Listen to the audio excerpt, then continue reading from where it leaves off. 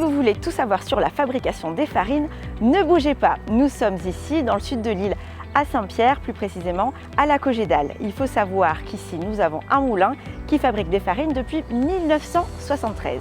La Cogédale commercialise ses farines sous la marque Meunier de Bourbon auprès des artisans boulangers, industriels et particuliers.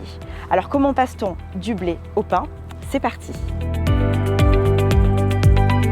Tout commence par la récolte du blé qui se passe en France. Le service qualité et recherche et développement du moulin sélectionne le blé, puis en analyse des échantillons avant son arrivée à La Réunion pour s'assurer de sa qualité. Au laboratoire, les mêmes étapes de fabrication de la farine sont réalisées mais à échelle réduite. Le blé est ensuite chargé dans des bateaux appelés vraquiers et prend la mer pour La Réunion. À son arrivée à La Réunion, le blé est déchargé, puis stocké dans les silos du grand port maritime de La Réunion. En fonction des besoins pour la production, le blé est acheminé par camion au moulin qui procède à sa réception.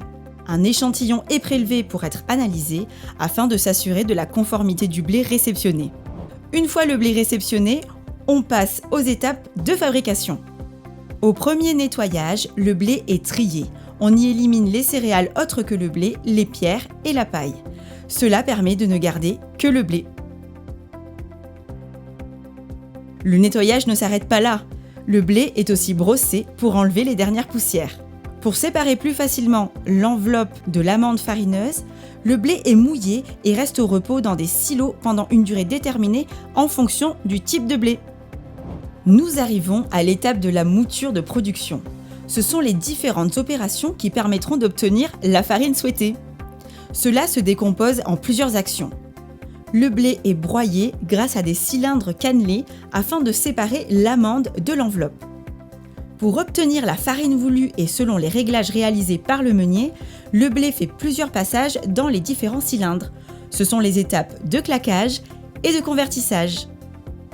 En fin de process, on obtient de la farine issue de l'amande et du son issu de l'enveloppe du blé.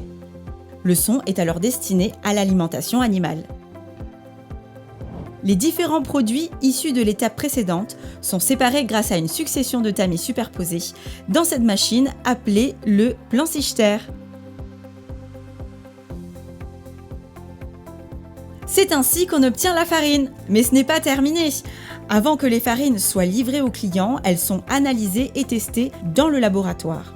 Cela permet de s'assurer que le produit est conforme à la réglementation et aux exigences du cahier des charges du moulin. Ce n'est qu'après la validation du service qualité que les farines peuvent être livrées.